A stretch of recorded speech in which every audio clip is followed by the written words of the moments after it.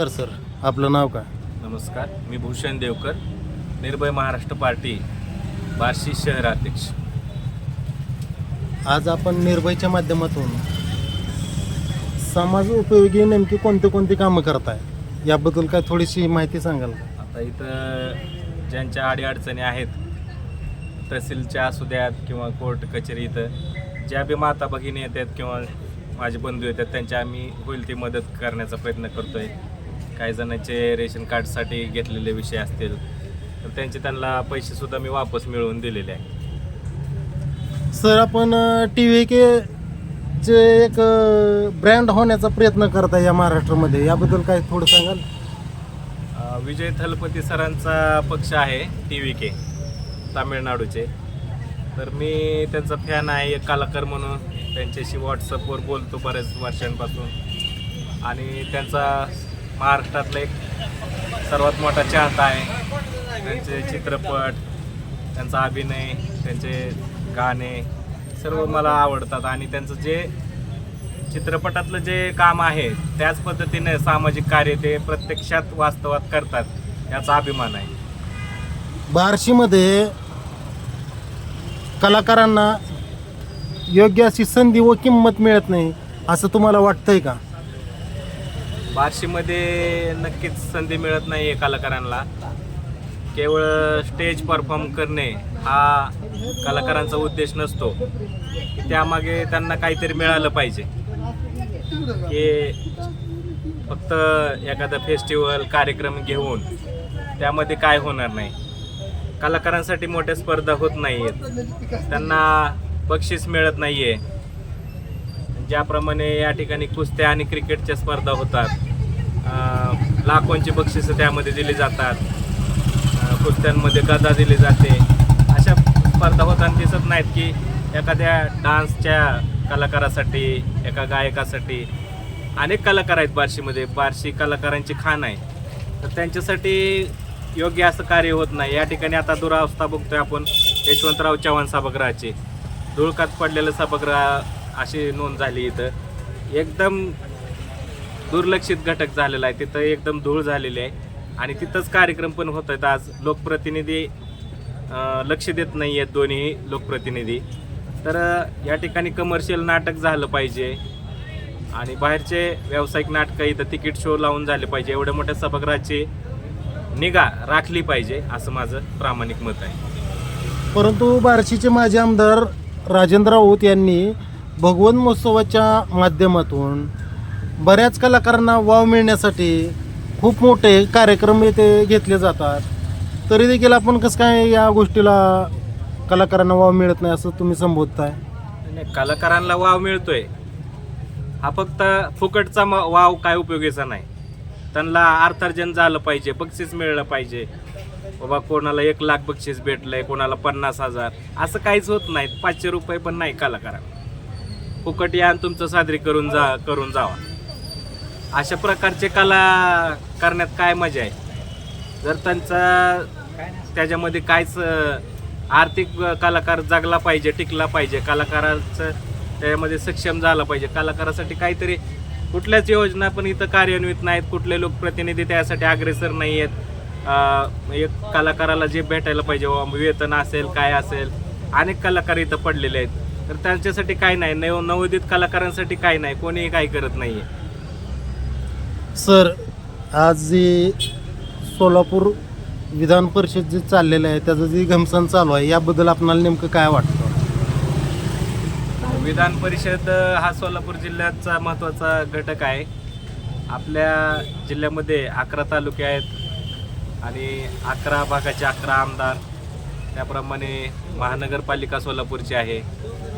यावेळेस बार्शीला विधान परिषदेचं त्यांनी उमेदवारी भाजपकडून मिळालेली आहे. तसेच आणि राष्ट्रवादीचे आहेत वसंत देशमुख आणि बार्शीचे राजेंद्र राऊत, यांच्यामध्ये सरळ लढत होत आहे असं चित्र आहे. या लढतीमध्ये नेमके कोण बाजी मारेल असं तुम्हाला वाटतंय?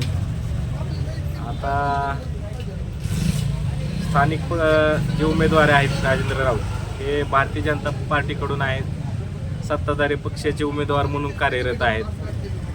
त्यांनी बरेच या ठिकाणी बार्शीसाठी विकास निधी आणलेला आहे.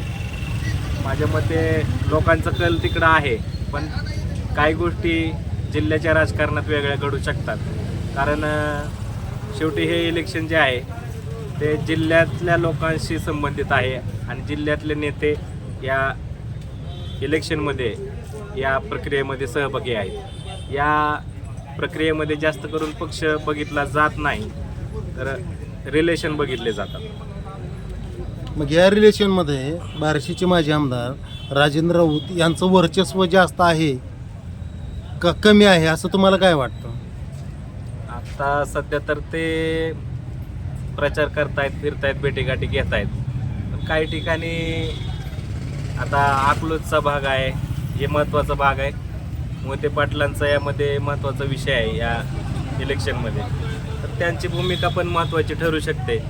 शेवटी जिल्ह्याच्या राजकारणामध्ये एक महत्त्वाचं घराणं मानलं गेलेलं आहे मोहिते पाटील. इतिहास आहे. 1998ची निवडणूक आपण पाहू शकता की सुभाष देशमुख कशा प्रकारे निवडून आले होते त्यावेळेस. असं काही नाही की संख्याबळ असलं तर निवडून येईल आणि संख्याबळ नसलं तर तो निवडून नाही येणार.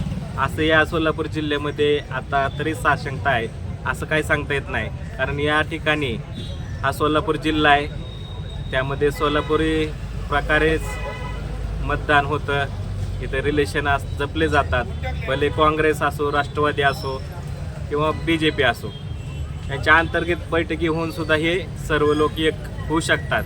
आपण बघतोय सुभाषबाबू देशमुख असू द्या, प्रणितीताई, दिलीप माने असू द्या, वेळोवेळी एकत्र येणारे सोलापूरसाठी नेते आहेत. तर त्यामध्ये काही घडू शकतं. हे सोलापूर जिल्हा आहे. बार्शीमध्ये ज्यावेळेस जरांगे पाटलांना विरोध केला बार्शीचे माजी आमदार राजभाऊ राऊत, कारण फडणवीसाची बाजू सावरण्यासाठी फक्त महाराष्ट्रातील एकमेव आमदार म्हणून त्यांच्याकडे पाहिले जाते. समजा जरांगे पाटलांनी जर याच्यामध्ये काय इंटरफेअर केला तर राजभाऊंची जी काही उमेदवारी आहे ही अडचणीत येईल असं तुम्हाला वाटतंय का? कारण मराठा समाज देखील नाराज आहे. बऱ्यापैकी अशा आपण कमेंट वाचतोय सध्या की जरांगे फॅक्टर चालणार. एक मराठा समाजामध्ये थोडी नाराजी दिसते कमेंटमध्ये. याचा आता कितपत परिणाम होईल प्रत्यक्षात हे मला तर नक्की सांगता येणार नाही, कारण जे सोशल मीडियावर व्यक्त होत आहे त्याप्रमाणे आता याच्यामध्ये किती व्यक्त होत आहे काही तसं सांगता येणार नाही. ते प्रत्यक्ष आपल्याला निकाला दिवशी समजेल. एक पत्रकार म्हणून आपण समजा बार्शीचे माजी आमदार राजेंद्र राऊत विधान भवनामध्ये गेल्यानंतर नेमक्या कशावर बोलतील याबद्दल तुम्ही काय 2 शब्दात सांगू शकाल? विधान भवन पाठीमागच्या वेळेस विधानसभेमध्ये ते निवडून गेले होते, तर त्यामध्ये त्यांनी बार्शीसाठी काही विधानसभेत बोललेलं मला तरी आठवत नाही. कारण त्यामध्ये त्यांनी बोलले होते रत्नागिरीच्या मासेमारीचा एक विषय होता, ते बोलले. नंतर मुलाच्या प्रोटेक्शनसाठी फडणवीस साहेबांना त्यांनी मागणी केली. तर बार्शी तालुक्यातल्या शेतकऱ्यांसाठी, कष्टकऱ्यांसाठी, कामगारांसाठी, इथल्या सगळ्या नोकरदार वर्गांसाठी कुठं वेतनवाढ असू द्या, अशी कुठली मागणी करताना विधानसभेत एकंदरीत बार्शी तालुक्यासाठी कुठली मागणी करताना बार्शीसाठी तरी आत्तापर्यंत ऐकण्यात विधानसभेत आलं. कारण लोकप्रतिनिधी हा बार्शी तालुक्याचं नेतृत्व करणारे आहेत. तर तुम्हाला 1.5 ते 2 लाख लोकसंख्येने निवडून दिलेला आहे आणि त्यांचे प्रश्न मांडण्यासाठी तुम्ही या महाराष्ट्राच्या विधानसभेमध्ये त्या सभागृहामध्ये जात असताय. तर एवढ्या मोठ्या लोकांची जबाबदारीचं आपलं तिथं काम आहे की त्यांच्याबद्दल प्रश्न उचलणे, त्यांचं मागणी करणे, त्यांच्या प्रश्नांचे निराकरण करणे, त्यांच्यासाठी विविध मागण्यांची त्यांची तिथं उच्चार झाला पाहिजे त्या सभागृहामध्ये. तर तसं होताना दिसत नाही आहे. बार्शी तालुक्यामध्ये अनेक विषय आहेत. शेतकऱ्यांचा आहेत, कांदा प्रश्न आहे, ऊसाचा प्रश्न आहे, कारखान्याचा प्रश्न आहे. असे प्रश्न मांडताना काही दिसलेलं नाही आत्तापर्यंत. 5 MIDCचा पण प्रश्न असेल. MIDC आहे, मेडिकल कॉलेज आहे. मेडिकल कॉलेजच्या नावावर त्यांनी सुरुवात केली होती राजकारणामध्ये. आजपर्यंत मेडिकल कॉलेज बार्शीमध्ये तर झालेलं नाही दिसत. MIDCचा पण विषय होता. आज तुम्ही बार्शीचे माजी आमदार राजेंद्र राऊत यांच्याबद्दल जी काय थोडक्यात माहिती दिलेली आहे, परंतु विद्यमान आमदार दिलीप सोपल यांनी देखील विधानसभेत कशा प्रकारे आवाज उठवले आहेत? कारण MIDचे प्रश्न असेल किंवा पाण्याचा प्रश्न असेल, कारण हे जे काय दैनंदिन जीवनातील जे प्रश्न आहेत याबद्दल कोणता आमदार बार्शीच्या माध्यमातून किंवा विधानसभेच्या माध्यमातून प्रश्न विचारतोय? सर्वात महत्त्वाचं आहे, एखादा जर लोकप्रतिनिधी त्या भागाचं प्रतिनिधित्व करत असेल, निवडून येत असेल, तर तो 5 वर्षासाठी येतोय, तर त्यावेळेस सभागृहामध्ये बार्शी तालुक्याचे, आपल्या तालुक्याचे विषय मांडले पाहिजेत. आणि स्थानिकला आपण किती बोलतोय, स्थानिकला किती सभा घेतोय, चौकात किती, या गोष्टीला महत्त्व नाही. तुम्ही सभागृहात किती बोलताय हे महत्त्वाचं आहे. सभागृहात दिलीप सोपल निवडून आल्यापासून त्यांनी शेतकऱ्यांसाठी जे चोरी होत होते ह्याचे विद्युत मोटारीची आणि ते बॉक्सची, त्या संबंधी बोललेले आहेत. आरोग्य विभागाशी बोललेले आहेत. वैरागचं हॉस्पिटल केलेलं आहे. आरोग्यमंत्र्यांशी बोललेले आहेत. विधानसभेत तर निवडून आल्यापासून त्यांनी विधानसभेत बार्शीसाठी विषय मांडलेले आपल्याला दिसतंय. आणि ते आपण सर्च करून पाहू शकता यूट्यूबवर. जर माझं तुम्हाला वाटत असेल खोटं, तुम्ही सर्च करून बघू शकता की कुठले आमदार बोललेत आणि कुठले आमदार बोलले नाहीत बार्शीबद्दल. ते रेकॉर्डवरती आहे विधानसभेच्या, त्यामध्ये काय चेक करू शकता. आज हे कॉक्रोच जनता पार्टीचं जंतर मंतरवर जे आंदोलन झालं आहे, ते आंदोलन महाराष्ट्राचे मुख्यमंत्री फडणवीस म्हणतात अराजकता आहे. नेमकं जय भीम नावाचा नारा जो आहे ती अराजकता आहे का बाबासाहेब आंबेडकरांचं पुस्तक ही अराजकता आहे का? याबद्दल आपण काय थोडक्यात सांगाल? कॉक्रोच जनता पार्टीचे अध्यक्ष अभिजित तिपके हे अमेरिकेतून आले त्या दिवशी. तर त्यांनी एक शांततेच्या मार्गाने आंदोलन केलेलं होतं. त्याच्यामध्ये कुठलीही अराजकता नव्हती. सर्व लोक सुशिक्षित आहेत, सर्व विद्यार्थी आहेत, कोणी एज्युकेटेड, सर्व नोकरदार वर्ग आहेत. तर त्यामध्ये त्यांनी संविधानाची प्रत दाखवून त्यांनी डॉक्टर बाबासाहेब आंबेडकरांना विनम्र अभिवादन केलेलं आहे. आणि याच्यामध्ये अराजकता असण्याचं कारणच नाही. काही शांततेच्या मार्गाने झाले. पोलिसांना सुद्धा त्यांनी गुलाब पुष्प देऊन स्वागत केलेलं आहे. अजून यापेक्षा काय असू शकतं?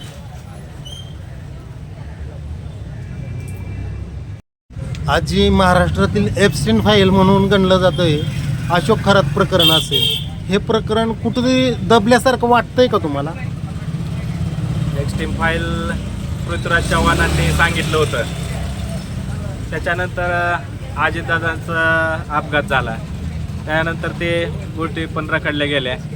आणि सध्या एप्स्टीन फाईलचं सध्या दबल्यागतच आहे फाईल. आणि खरात प्रकरणामध्ये बी अनेक मोठे मोठे याच्यामध्ये जे लोक आहेत त्याचे नावं आहेत. मग खरात प्रकरण जे महाराष्ट्राचे आपले गृहमंत्री आहेत हे बाहेर काढतील का? याबद्दल तुम्हाला काय वाटतं? याबद्दल निश्चित काही सांगता येत नाही. साशंकता आहे की हे प्रकरण सध्या तरी दिसत नाही आहे. आणि भाजप पुढं असं कुठलं मलाही दिसत नाही की कधी त्यांनी विधानसभेमध्ये विकासाचं कुठल्या गोष्टीचं बोललेत. की आपला प्रवेश कुठला कोणाचाही इकडे होतं आहे आपल्या पक्षात, आणि त्याबद्दलच बघितलं जात आहे. आज कोण आमच्या पक्षात येणार आहे, उद्या कोण इकडे येणार आहे, असं कुठला लोकहिताचा कार्यक्रम होताना दिसत नाही. महाराष्ट्राचा गृहमंत्री निष्क्रिय आहे असं तुम्हाला वाटतंय का? मला तर गृहमंत्री कुठं आहेत महाराष्ट्राचे हेच दिसत नाहीत. एवढे खून, मर्डर, बलात्कार एवढे महाराष्ट्रात होत आहेत. दिवसाढवळ्या पुण्यामध्ये एका दिवसात 3-3 मर्डर होतात. आणि फक्त नाशिकलाच पोलीस कार्यरत आहे का? नाशिकचं पोलीस बघा, नाशिकचा कायदा बघा. नाशिक काय राज्य आहे का? नाशिक काय हे आहे का? महाराष्ट्र नाही का? बीडमध्ये नाही काय? बीडमध्ये पण तसलंच चालू आहे, मर्डर, बलात्कार. हां, या राज्यामध्ये गृहमंत्री कुठं आहेत? अवेलेबल आहेत का? गृहमंत्री म्हणून कुठं अशी कारवाई होताना दिसत नाही सक्षमपणे की बाबा कारवाई केली म्हणून. कुठली कारवाई केली त्यांनी आत्तापर्यंत? अनेक प्रकरणं आहेत. संतोष देशमुख प्रकरण आहेत, अनेक बलात्काराची प्रकरणं आहेत. लहान लहान मुलींवर त्यांचे हत्याकांड झाले. 3-4 वर्षाच्या मुलीला जर अशा प्रकारे अन्याय अत्याचार करून संपवलं जात आहे, तर ही खरंच महाराष्ट्राची शोकांतिका आहे. बरं, भारत देश नेमका कुठल्या दिशेने वाटचाल करू लागलाय? भारत देश सध्या महागाईच्या दिशेने वाटचाल करत आहे. तुम्हाला 1,500 रुपयाला गॅस मिळेल अशा पद्धतीने वाटचाल आहे. कांदा भेटेल तुम्हाला 100 रुपये किलोने. असे महागाई चालू आहे. शेतकऱ्याच्या वस्तूला महागाई नाही भेटणार. गॅसचे भेटणार, जे व्यापारी आहेत त्यांना भेटणार. व्यापाऱ्यांकडचा कांदा महाग भेटणार, शेतकऱ्यांचा नाही भेटणार. अशा रीतीने भारत देशातील सर्वसामान्य तरुणांना रोजगार नाही, नोकरी नाही, त्यांची लग्न जुळत नाही आहेत. जे बेसिक गोष्टी पाहिजेत मूलभूत त्या भारतात नाही आहेत. सर्वसामान्य माणूस स्थिर नाही आणि हे म्हणतात देश आपलं जागतिक सत्ता बनणार. तर तुमचा देशातील जनता भिकारी बनवून तुम्ही देशाला मोठं बनवायला लागलेत. रस्ते केले, विकास केला आणि सर्वसामान्य माणसाला भिकारी करण्याचा हे चालू आहे. हे गोवंशाबद्दल तुम्हाला काय वाटतं सर? कुठले गोवंशाबद्दल तुम्हाला काय वाटतं? गोवंश? हां, ज्या काही गायी कतलीसाठी जातात आता तेच खाटकं म्हणतात की कसाबं म्हणतात. आता ह्या जी गायी आहेत त्याला तुम्ही राष्ट्रीय पशु म्हणा, परंतु त्या गोष्टीकडे जाणून बुजून दुर्लक्ष केलं जाते. ते राष्ट्रीय पशु गोष्टी असतात, पण आजकाल माणसाला सुरक्षा नाही भेटत. त्यापेक्षा जो सर्वात हुशार प्राणी आहे जमिनीवरचा आणि मानव म्हणून, त्याला एक महिला सुरक्षित नाही आज राज्यात. एक मुलगी सुरक्षित नाही आहे. कुठलाही व्यक्ती सुरक्षित नाही. मोठे मोठे व्यक्ती सुरक्षित नाहीत. अजितदादा पवारसारखे व्यक्ती जर सुरक्षित नसतील राज्यात तर सर्वसामान्यांचं काय?